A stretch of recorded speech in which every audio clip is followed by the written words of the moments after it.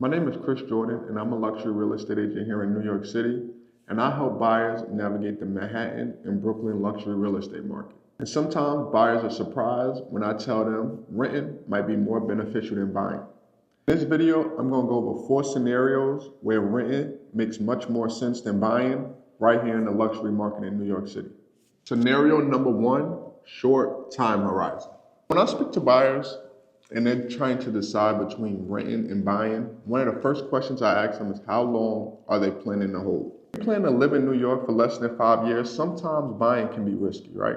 Because one thing about New York City is the transaction cost is very high. When it comes to closing costs, the different taxes, we spoke about closing costs, so please watch that video for an in-depth overview of different closing costs, but you also have legal fees. So the transaction cost can be very expensive. When you add all that together, it will take a little bit longer to see a positive yield.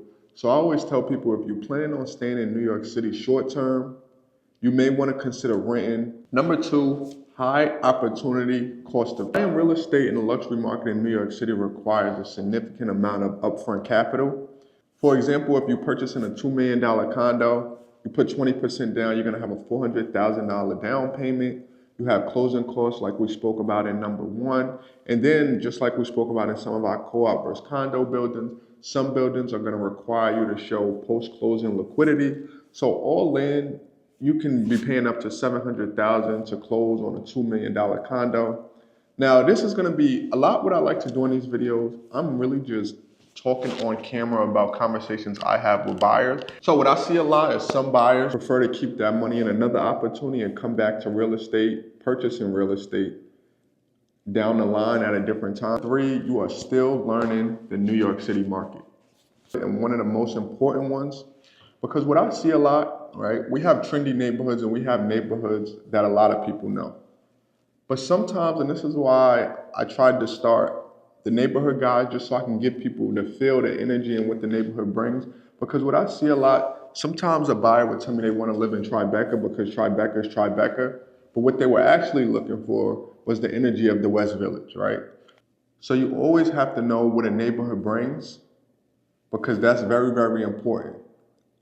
So with that being said, sometimes, and you don't have to live in all different neighborhoods, but if you live in New York City for a year, you get to experience all different neighborhoods. You get to know the subway line, how to get to different neighborhoods, restaurants, the energy, different things like that, grocery stores. One thing I can tell you an example for me, there's a lot of cleaners in New York City and I needed good cleaners. And I moved to a neighborhood where I wasn't a fan of any of the cleaners. So what I had to do was I had to go out my way to go to a cleaners, and that was something I learned. If I want to move to a neighborhood, I needed cleaners nearby. One more story: I had a buyer, and he bought in the Upper East Side, and in a certain neighborhood in the Upper East Side, there's a lot of hospitals. So at 4 a.m., he was getting awakened by sirens of ambulance going in and out the hospital. So, and that was something I didn't even know. That was something I learned. That was something I didn't take into consideration, but now I know, right? One thing about New York City, there's a lot of hidden things. So it might be a nightclub that you don't even recognize, right? So there might be foot traffic at night. You might have a lounge, underground lounge, rooftop lounge that you don't know about. You might hear music. So you have to understand these neighborhoods, and you have to talk to somebody that also understands these neighborhoods so you can get a good feel. Because I see this all the time where people move into a neighborhood and it's just not what they was quite expecting. So sometimes I think a good idea is to live in New York City, understand the different neighborhoods, and then decide on what neighborhood you want to buy in before you tie up hundreds of thousands or even millions of dollars into a home. Number 4, waiting for the right property. And I always say, in Manhattan, sometimes finding the right apartment takes time.